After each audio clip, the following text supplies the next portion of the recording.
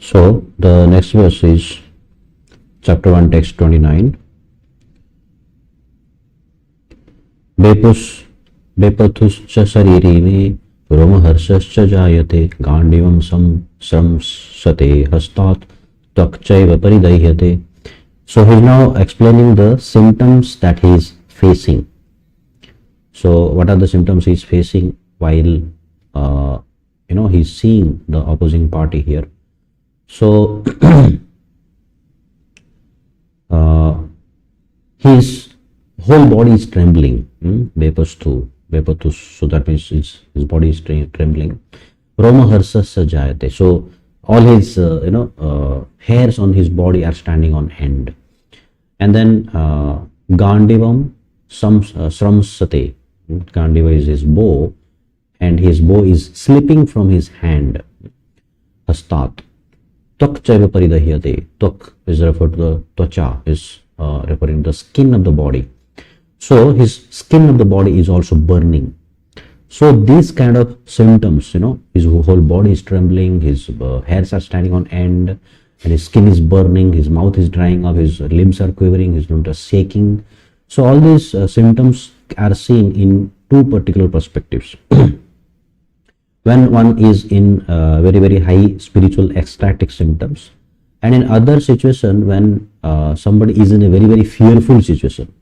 One is very, very afraid of death or afraid of losing something. So namely loss of life or loss of some huge amount of maybe riches or wealth or something like that. Some kind of big amount of loss.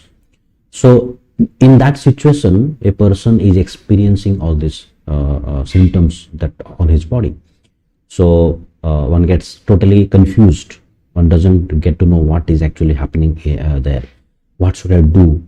He loses all sense of discrimination.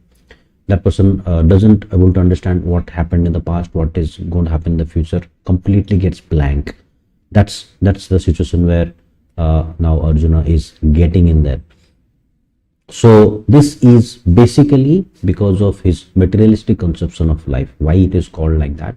Because he is identifying himself on the bodily platform, and all his relatives he is seeing on the bodily platform. So on the bodily platform, that means we are there and our body is there, and our body has a relation with so many other people who are also our bodily related.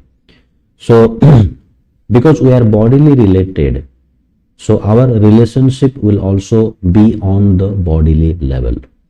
And till the time we are on the bodily level, it's not possible for anyone to transcend that relationship.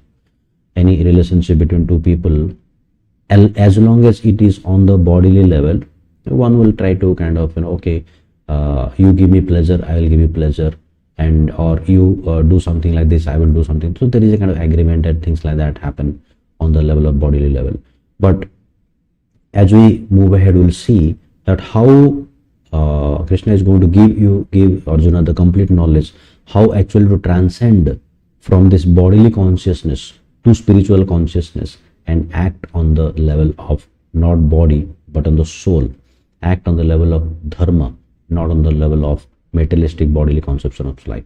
So please stay on, please continue on, and we'll see more.